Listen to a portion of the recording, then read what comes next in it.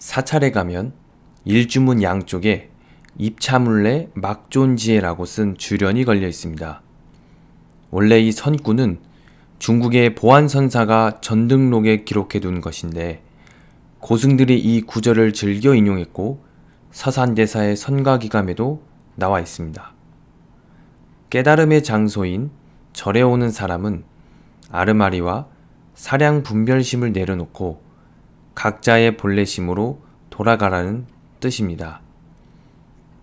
붓다는 우리 몸이 오온인 색수상 행식으로 구성되어 있으며 이를 버려야만 비로소 깨달음을 얻을 수 있다고 했습니다. 왜 붓다는 수행자들에게 오온을 버리라고 했으며 특히 식을 경계하라고 했을까요? 불교에서 말하는 식은 대개 우리가 알고 있는 일반적인 상식을 의미합니다. 이 사회에는 규범이란 것이 있습니다. 예를 들면 횡단보도를 무단으로 건너서는 안 된다. 길에 침을 뱉지 않는다. 코로나가 만연할 때는 마스크를 쓴다 등 사회적 규범이지 상식이 아닙니다. 그런데 많은 이들은 상식이라 착각하고 있습니다. 제가 말하는 상식은 막연하고 실제가 잡히지 않아서 오랫동안 우리의 마음에 가두어 놓은 관념을 가리킵니다. 상식을 바꾸지 못하면 정체되고 발전하지 못하거니와 지속되면 점점 동시대의 삶과 뒤떨어지게 됩니다. 자신이 알고 있는 상식에 끄달리면 망상이나 번뇌가 일어나서 급격하게 흔들리고 삶의 목표를 잃어버리게 됩니다. 상식에 자신을 너무 가두지 말라는 것입니다. 상식은 지혜가 쌓이는 것을 방해하죠. 보편적인 생각은 가지되 상식이 무조건 바른 길이라고 생각하지 않는 겁니다. 예를 하나 들어보겠습니다. 어떤 사람이 요즘 같은 코로나 바이러스가 만연할 때 마스크 공장을 차리면 큰 돈을 번다고 생각해서 회사를 차렸습니다.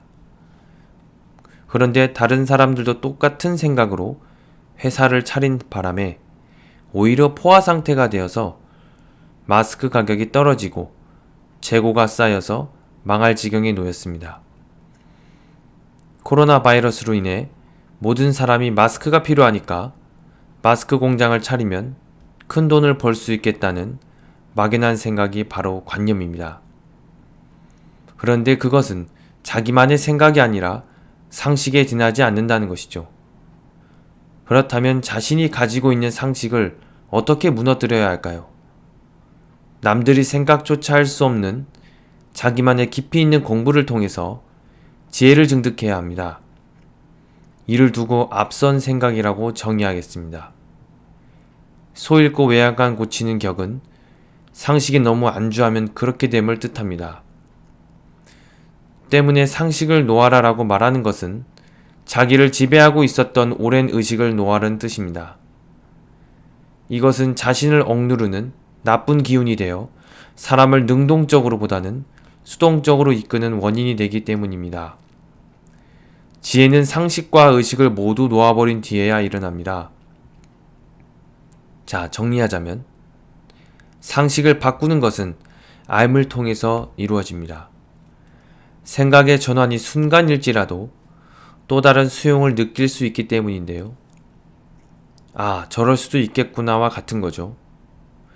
오랫동안 쌓인 관념이 지금도 긍정의 결과를 낳는지 점검해보고 그렇지 않다면 자신을 지배한 관념이 정말 맞는 것인지 생각해보는 시간이 필요하겠습니다.